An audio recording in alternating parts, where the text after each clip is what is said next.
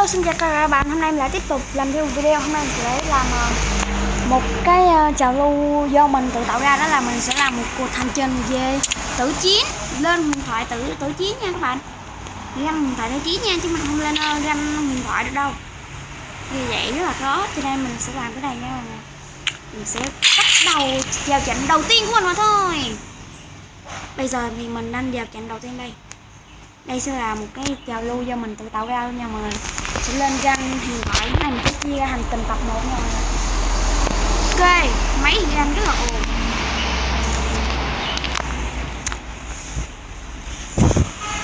Ok, xin chào tất cả mọi người đến với trang game Việt Nam. Đến với trang game bị nguyên mình đi.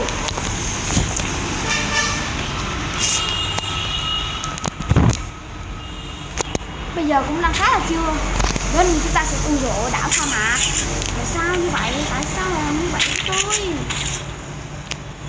Đáng lẽ phải cho đảo quân sự chứ. Cái xương 4 thành viên đều leo đây thì tuyệt vời.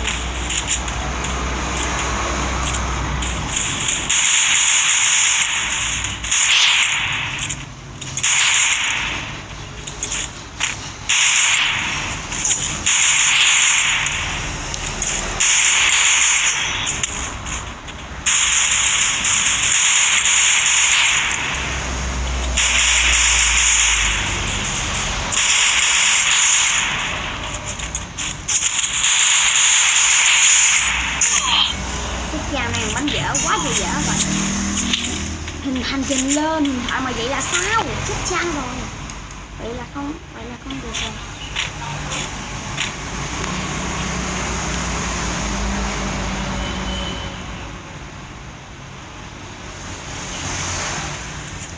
Ơi em là chiếc ấm biết về, chẳng biết em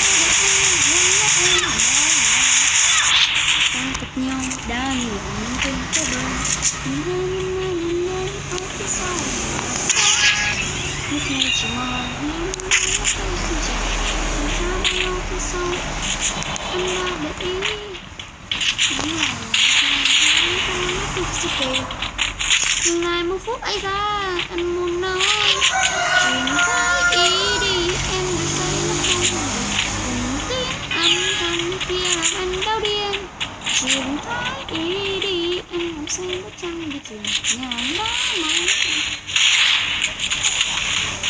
đau thiệt bắn mình xuống vậy ra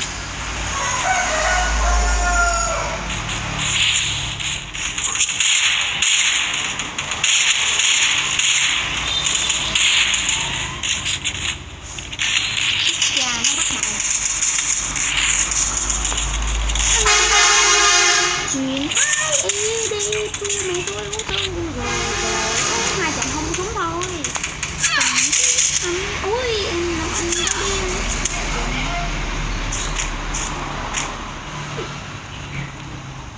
Ok, bây giờ mình đã quay lại đây. Bây giờ mình sẽ mua một khẩu súng gì đó. Này đi.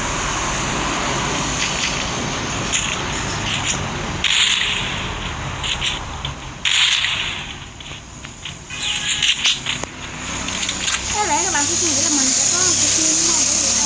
Bởi vì miễn phí cho ra tận 24 giờ. Nhưng mà mình thì quên anh nhập vào giữa trưa nay cho nên mình không có súng nha mọi người.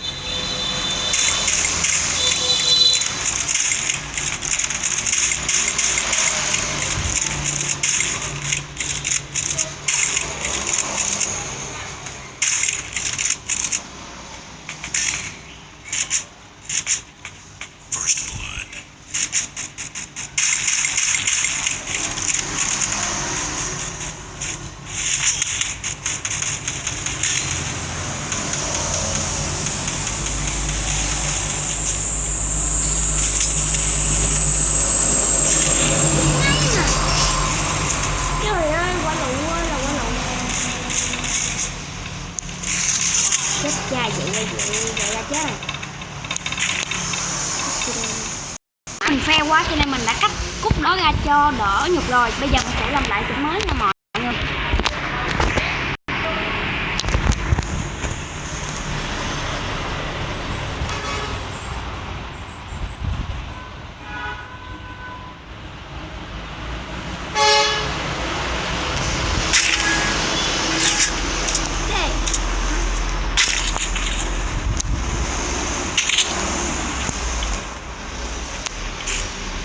Mình sẽ quay lại nha.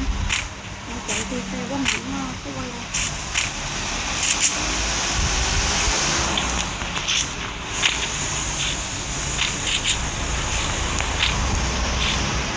Đầu ba.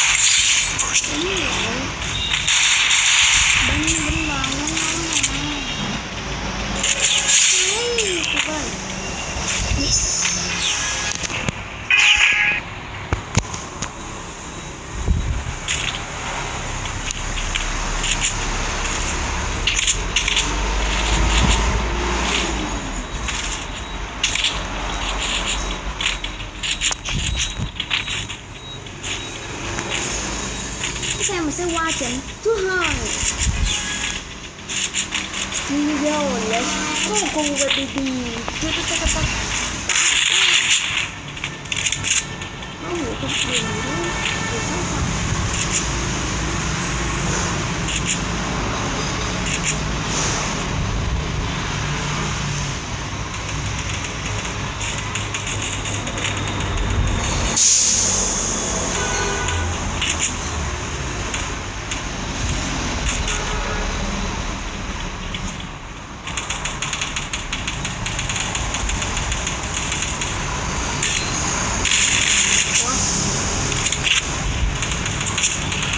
Nó công bồn vào cái lượt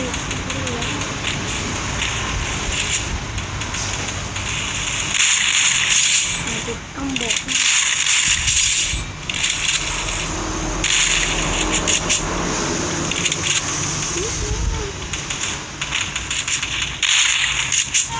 của nó đâu rồi.